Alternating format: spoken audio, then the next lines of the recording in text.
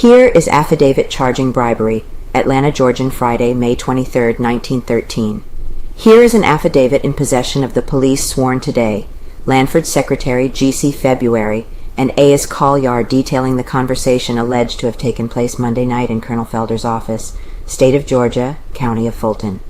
Personally appeared before me, a notary public in and for the above state and county, as Colyar and G.C. Febuary, who being duly sworn, deposes and says, "We met Mr. Felder in his office Monday night at 8:00 p.m., and Mr. Felder said, 'I know who killed Mary Phagan. I have had a Burns man here for 3 weeks. I know when she was killed and how she was killed. She was murdered 30 minutes after she reached that building on the 2nd floor, and then body was lowered to basement. And I know who wrote those notes that were found by her body.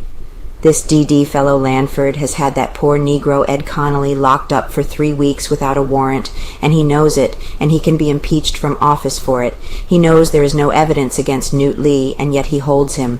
I would expose Lanford and Beavers right now, but I don't want to detract attention from the Phagan case or mix their case up with the Phagan case. Beavers is A, but I came pretty near catching him one day last week, but when we do catch him, we are going to put the D.D. reform in a 2-horse wagon naked and drive him through the streets of Atlanta with a sign on him.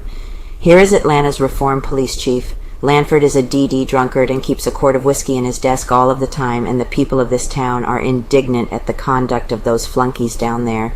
I am receiving at least 20 letters every day, and as many telephone calls telling me that the people are behind me in this fight to impeach those.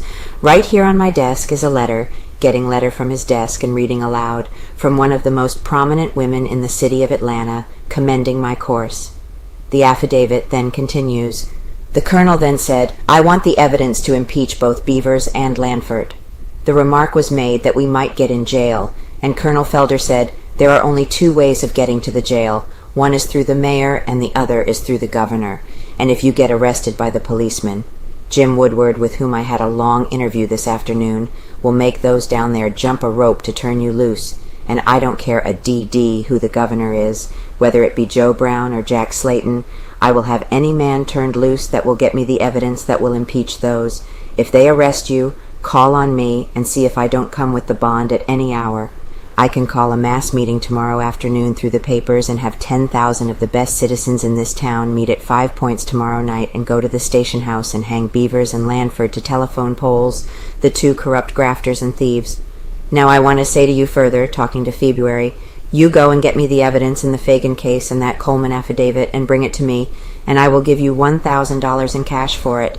And if you lose your job, I will place you in a government position in Washington or a job in New York, and if I alpha down on that, I will give you a job here in my office."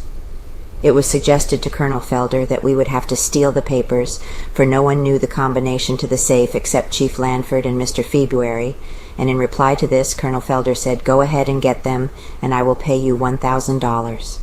And we then stated to Colonel Felder that this would be larceny after trust, and Colonel Felder said, "Larceny H.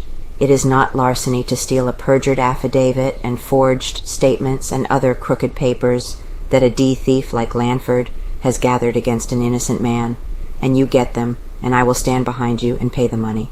I have such men as James G. Woodward, C.C. Jones, Robert F. Maddox, Sam Inman, J.W. English, and the best men in this town behind me, and who are determined to put that gang to the bad, and they will stand behind you gentlemen with their money and their lives."